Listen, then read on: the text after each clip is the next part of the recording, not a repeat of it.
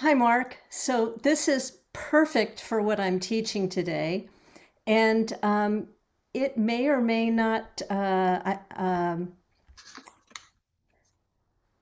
we'll just see how it works out, because I'm working with an impermanent connection, and that's what I'm talking about today is impermanence. So go ahead and find your seat. Find a way to sit that is both relaxed and alert. And from what I have to share today, whatever comes across, take what is resonant and let the rest float by. And know things may stop and start. And that is how life is in this moment. So when we sit in meditation together or alone, we're taking time to investigate the true nature of our experience. Not all the slides I expected to have and the connection I expected to have and the teaching I expected, but what actually is showing up right now today. And we investigate. We have an opportunity to investigate right now, because our actual experience is often hidden. The truth of our actual experience is covered up. It gets camouflaged by our tendency to be lost in concepts. It's so easy and common and normal and sometimes good to confuse our ideas about things for the experience itself. So I'm thinking in terms of concept versus experience. So hold up my hand. This hand, look at this hand. I'm calling it hand, but hand itself is a concept. Our experience is to notice what your eye actually sees. So what do you see? Color, form, light, shadow. But we use the concept of hand to call this thing that. And concepts, that concept of hand and other concepts, are the mind's very efficient shorthand. And they're actually wonderful, and we need them. But the shorthand should not be confused for the thing itself. And that's what we get to do when we sit, is to separate out what is our mind's shorthand and what is the experience itself. So as Mark was saying, I think, I heard the last bit of it, tonight begins Sukkot, Zman Simchatenu, the time of our joy. And I hope we'll all have a chance to sit and maybe eat in a sukkah sometime this week. A sukkah itself is kind of a concept of a house, the hint of a house, the outline of a house, a minimum of 2.5 walls of a house, and a roof that is not completely covering, but through which we can see stars.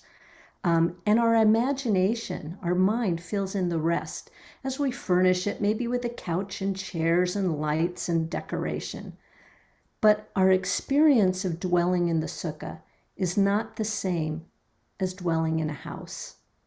When the weather's good, we can sleep out there, read out there, work out there, do whatever, and it's wonderful, and it's maybe just the same comfortable experience as being in a house. But then the wind rises, or the rain threatens, or snow even, or maybe critters come through. All of these things mean that the experience in the sukkah is different than our experience in the house. And so Sukkot is this time, we set this up to deeply investigate our actual experience and to intentionally find joy in it. So it's also part of our tradition at this time to read from the scroll of Kohelet, Ecclesiastes. And Kohelet itself is also an investigation into experience over concept. And I'm going to see if I can show you slides.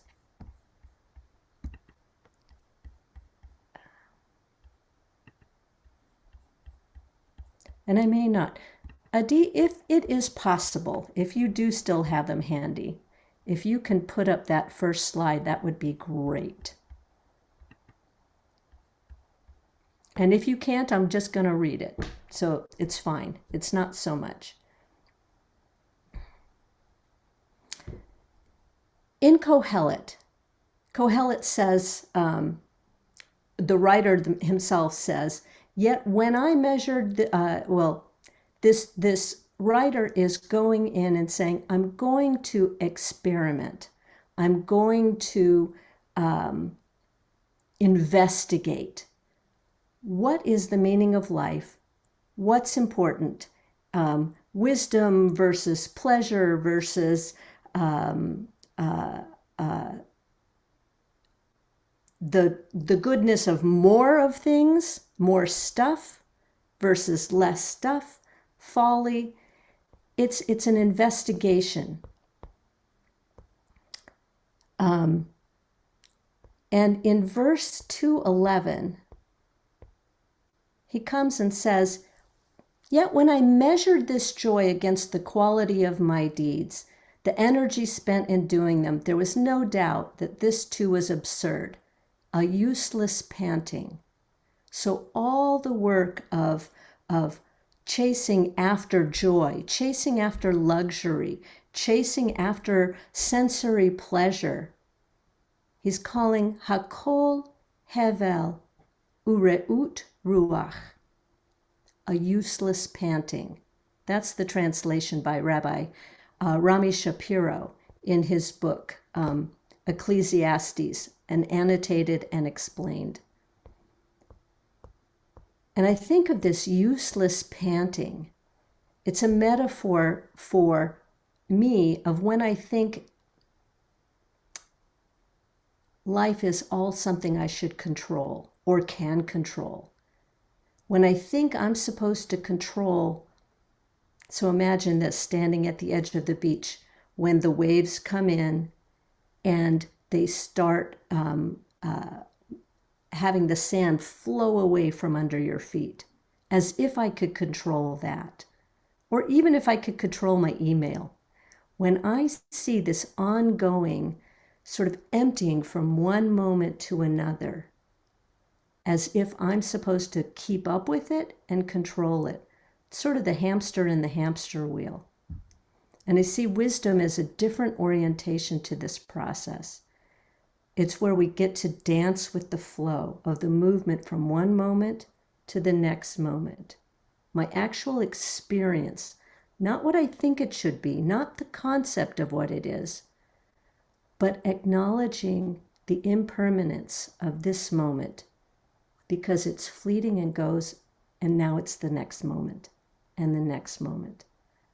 And wisdom of learning to dance with that flow, to relax within it, or to swim a few strokes in the flow, if we use the metaphor of it as a river, swim a few strokes to navigate, but navigate in ways that recognize that it is a flow, that this river is moving.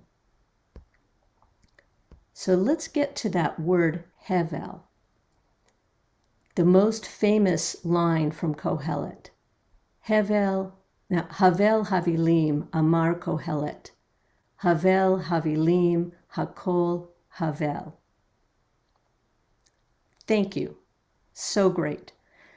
So this word hevel in Hebrew is breath or vapor. And in Rabbi Shapiro's book, he explains that the interpretation of this got kind of jumbled and maybe we lost something.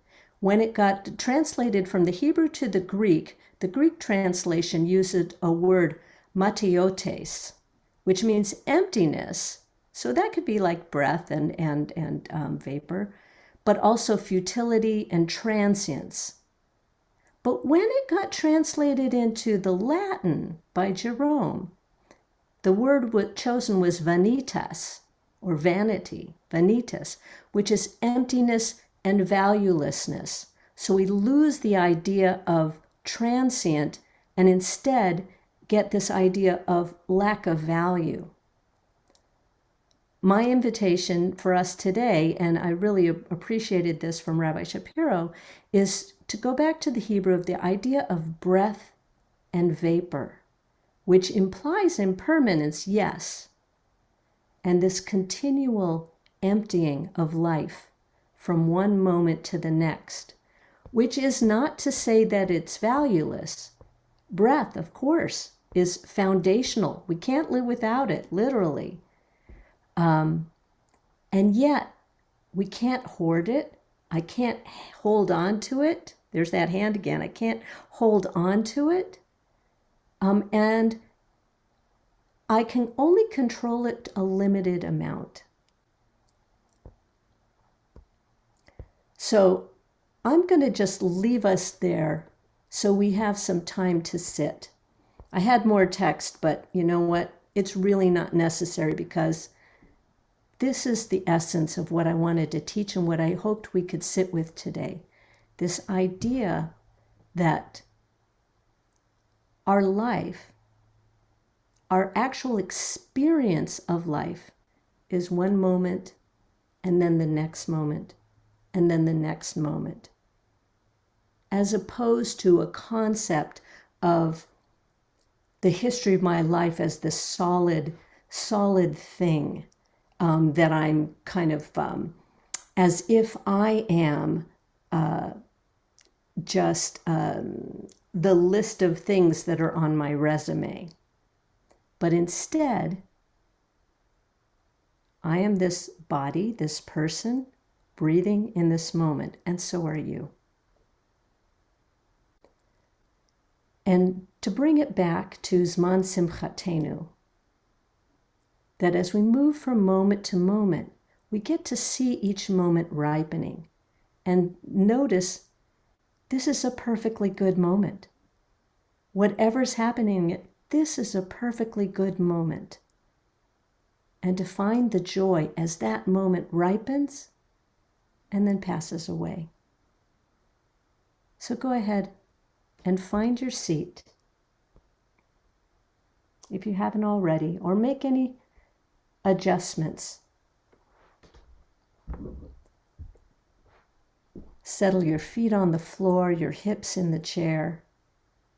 Maybe move your upper body around until you can find that balancing spot where your shoulders are just above the hips, right above there, and supported, so you can commit to some stillness for the next few minutes. In chapter 3 of Kohelet, it can be translated as, everything is beautiful in its moment, but the ripening is hidden from your mind, and you cannot comprehend beginnings or endings. This is the gift of reality, to eat and drink and find work that pleasures your heart. Reality's flow is endless. Moment to moment, nothing is added, nothing is taken away, and its sole purpose is to open you to wonder. So if you like, allow your eyelids to close or your gaze to be soft. And let's take a few minutes to check into our actual experience, letting any concepts just unravel. You can start with your breath or the feet, your feeling of your feet on the floor.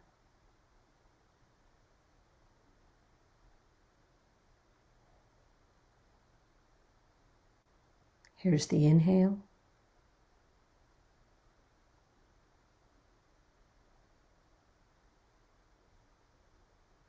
And the moment that the inhale turns to an exhale,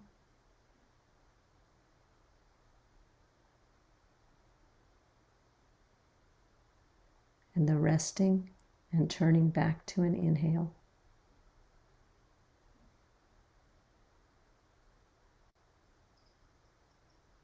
Bringing awareness to the full breathing process as if it is the most interesting thing.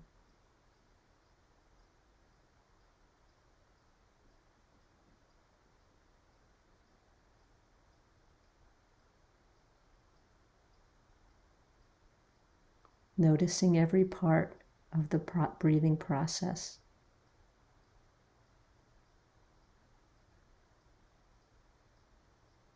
Notice any holding,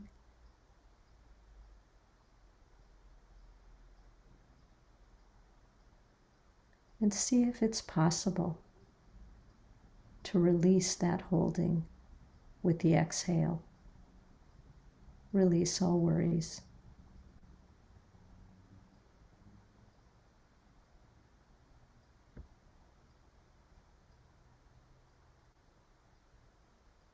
We'll continue to sit in silence as we investigate our actual experience. One moment emptying into the next.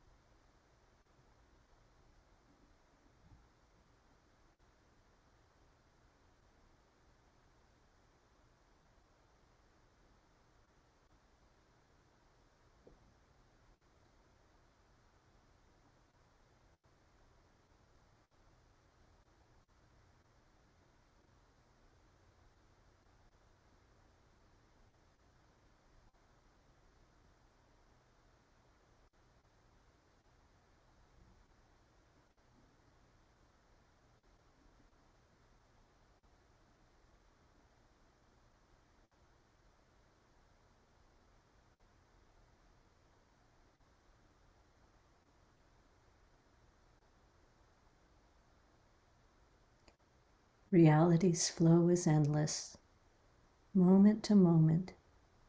Nothing is added, nothing taken away.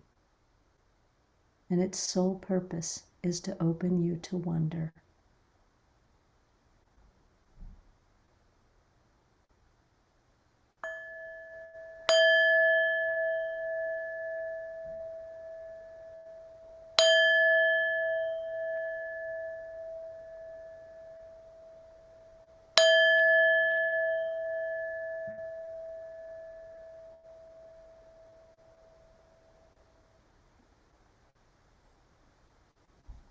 Thank you all so much for your presence, for your practice, and for your willingness to share together our investigation into actual experience. Thank you so much, Cantor Julie Newman. And friends, we seal our practice as we do by offering those of us who are mourning, observing a yard site. If you're holding grief today, if you'd like to participate in the recitation of the Mourner's Kaddish, and for everyone else to be a steady, supportive, compassionate presence for those who are reciting Kaddish, who are invited to share name or names of those they're honoring today in the chat box now or after we recite Kaddish. And I invite those of you who are to join me in rising in body or in spirit for Kaddish.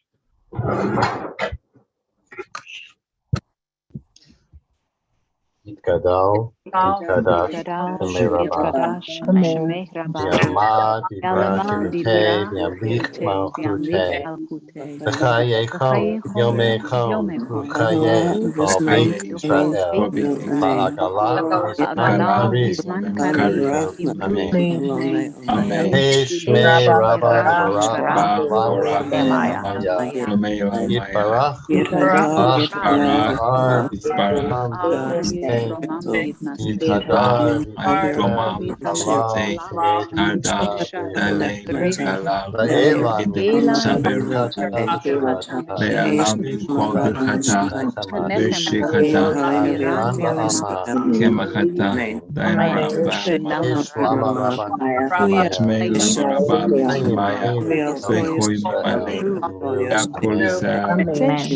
Shalom b'mama. Ose shalom Yaseh b'mama. shalom. Uyase shalom For Yisrael, v'yakol Israel. Yakom Yoshvitevel Vimru. Amen. Amen.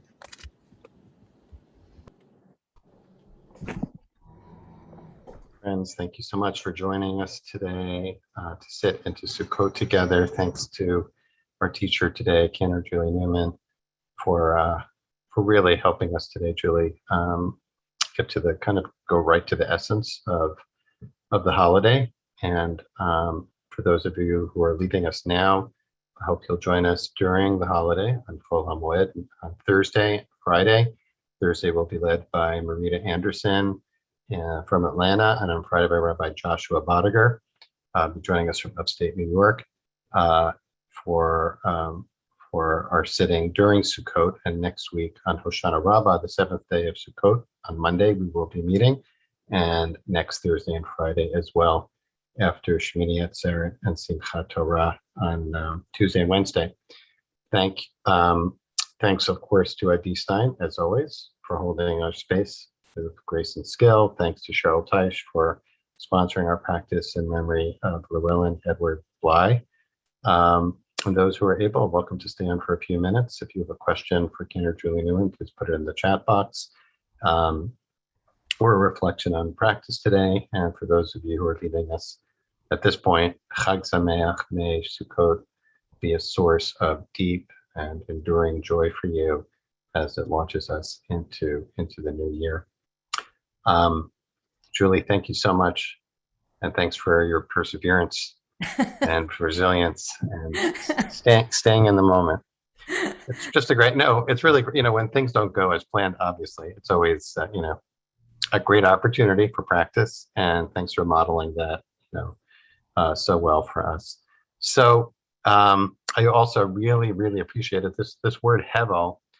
first of all, I always appreciate when, we get a chance to really zero in on a particular Hebrew word, which for some people, these may have associations. And of course, the usual translation of Hevel Havalim, the beginning of the book of Ecclesiastes, Kohelet, which is the Megillah associated with Sukkot, and it's read traditionally on the Shabbat during the holiday.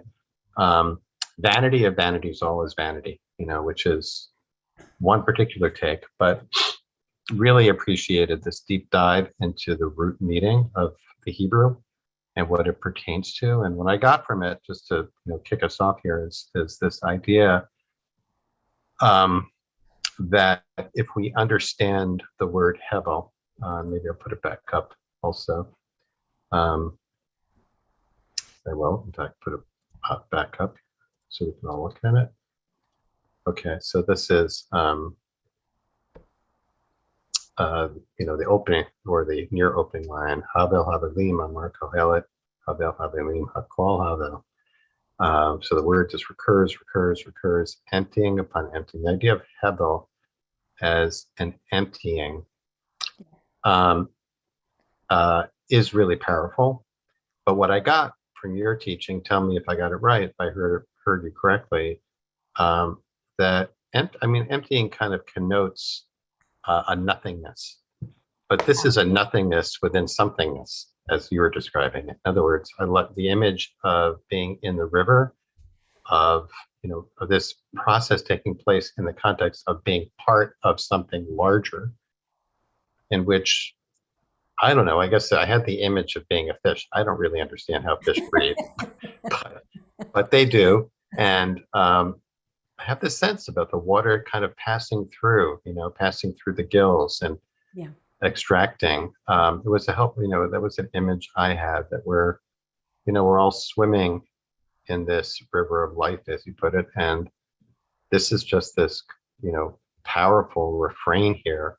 Remember that you are a fish in the water, and it's all passing through us, which is both humbling and empowering at the same time. So I just wanted to check with you, first of all, did I hear that right, or did I just make all that up? No, I think you heard that right. So I really love this definition and interpretation from Rabbi Shapiro from this book. Mm-hmm. And the focus is on emptying as a process, not empty. And that's what I was trying to point out. What was literally lost in translation was that idea of transience. And transience, by that I mean movement. And without that, you get this idea that it's, worthless. Like, what's the point? No, movement is the point. Part of the point is that recognizing not what we wish it would be, or maybe what concept comes up in our mind, but like notice, it's all moving. And so if I structure my life to be, I don't know, a pillar, so I also thought of this metaphor of a stage where you set it up for a scene, and then it gets taken down and it gets set up for another scene. Mm-hmm. If I focus on just the scene, then I'm stuck. Then I'm still with this scene when something else is happening. But if I notice that it's about the movement and the change, I reorient myself and how I navigate it. So, and the same thing with the fish, and the that we're swimming in the river. That this is about movement, and if I want to be able to react or respond wisely, I need to be able to see the movement. If I just see it as static, then I can't make a good choice in terms of how to navigate. Let's go back to the impermanence too, because I also would love for us to make a connection between Yom Kippur, where this is very much a theme, totally. And Sukkot, where Yom Kippur, which of course can feel very heavy, although as we learned again last week, it's not necessarily the heavy day, but it is a day about experiencing the inherent nature of reality as impermanent, right? Our own impermanence. Right. Some people think about it as like, dress rehearsal for our own death. It's really a meditation on mortality and impermanence. But it's not intended as a downer. Right. It's intended either as a spur, like, just remember we don't have forever, so get busy living here. But there's also more than that. I think it's more just kind of an ability to live with that awareness. But then Sukkot is associated with simcha, joy, right? So it's kind of a movement from awareness into joy. And here, I think you're just giving us a little bit of a bridge or an on-ramp into the joy of, it is a joy to swim with the stream, to be Right. part of the stream, Right. an inextricable part of the stream that we Right. can never be separated from. So I think, just quickly, I'm seeing some questions having to do with distinction, if any, between a Buddhist take on this and the Jewish take on it, this idea of one moment emptying into the next. That's a question that's a little bit above my pay grade. I don't know if you feel like you have the expertise to answer that or not. I think the difference is the nature of the stream. I have a friend, Rhonda Rosen, who is a marvelous meditation teacher. And she actually has a chapter in this new book. I can't remember what it's called again. Oh well. Anyway, she has a metaphor that when we sit, we imagine the stream as the discursive mind. It just kind of goes and goes and flows from one thing to another. When we meditate, we get out of the stream and see, oh, it's a stream and it's flowing. This is how it works.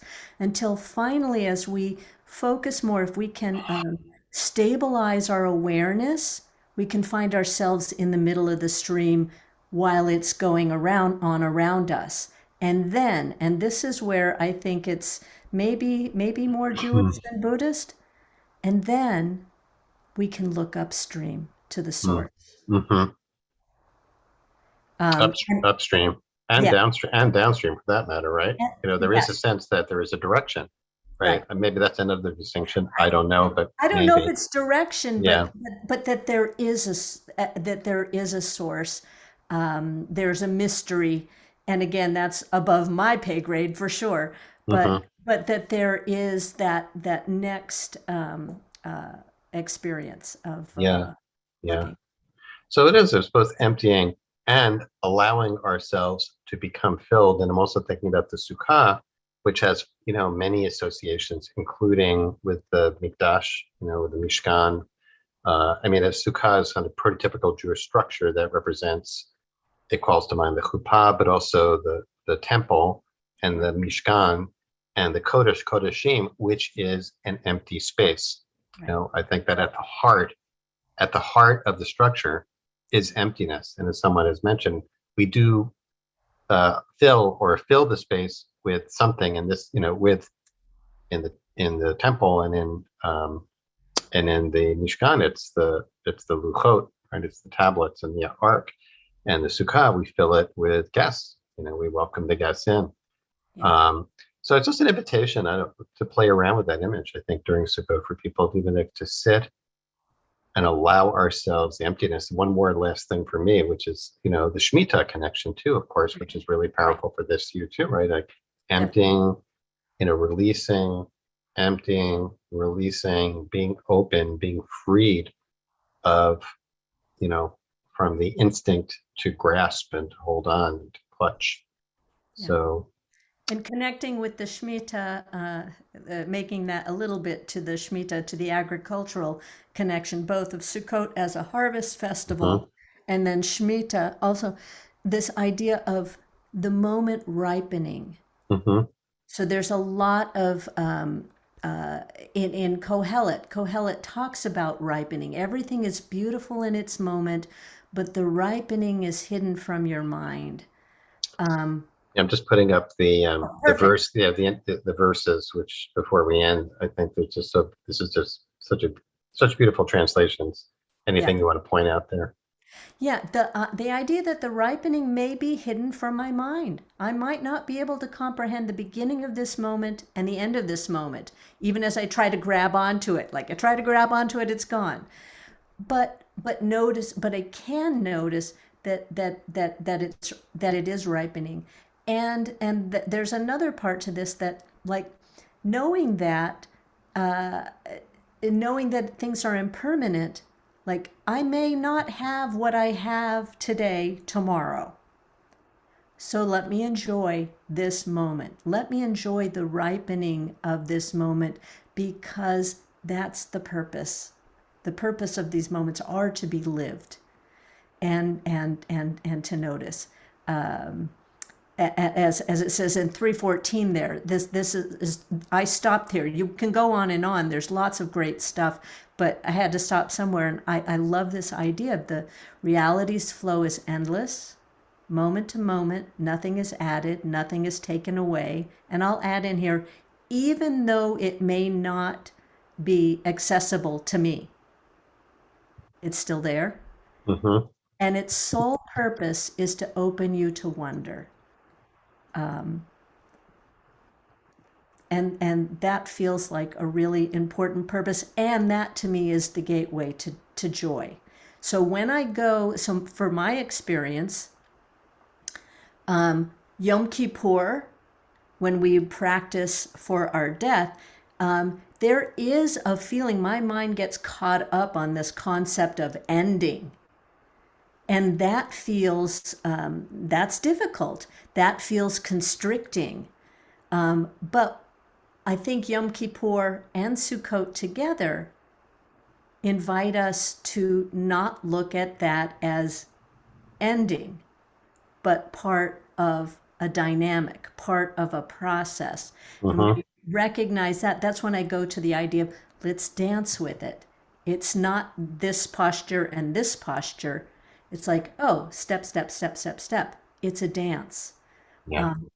And when I can release that idea of like, I have to be in this posture at this moment, that it's stuck, when I can think of it as a dance, that's when I have some access to joy in the whole process.